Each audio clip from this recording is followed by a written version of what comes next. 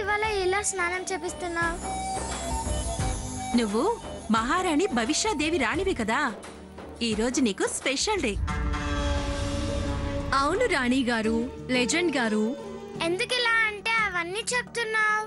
ఇవాళ దత్తత స్వీకార మహోత్సవం ఉంది కదా తల్లి. అవును కదా, నేనే కదా మెయిన్. మరి చెయ్యండి అయితే.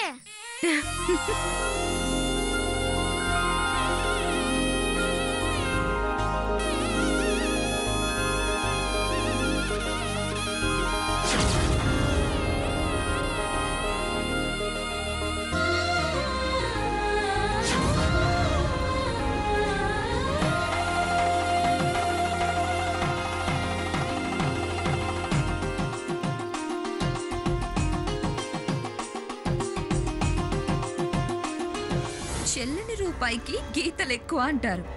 కానివ్వండి కానివ్వండి, హడావిడి ఆయాసం ఎక్కువగానే ఉన్నాయి.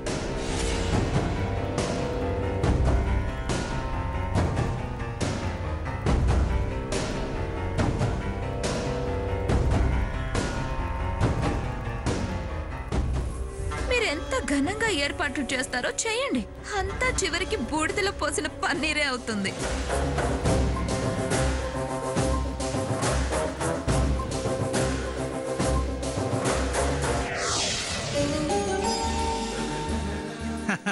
బావా, ఎలా ఉన్నాయి నా ఏర్పాట్లు? బాగుంది బావా.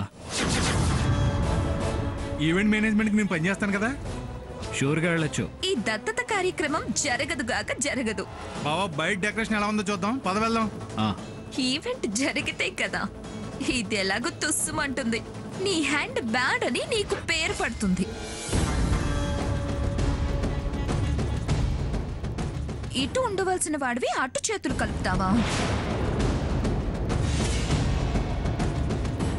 ఒరే అన్నయ్య, నా స్వార్థం నీకు సరైన టైంలో సరైన శిక్ష వేస్తుంది చూడు.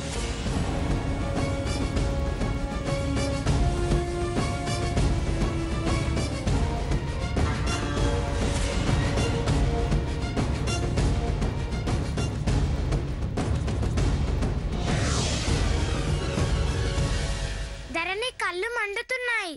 అయిపోయిందమ్మా. మహారాణి అలా అనకూడదు. కళ్ళు మండుతున్నప్పుడు మాట్లాడకూడదా?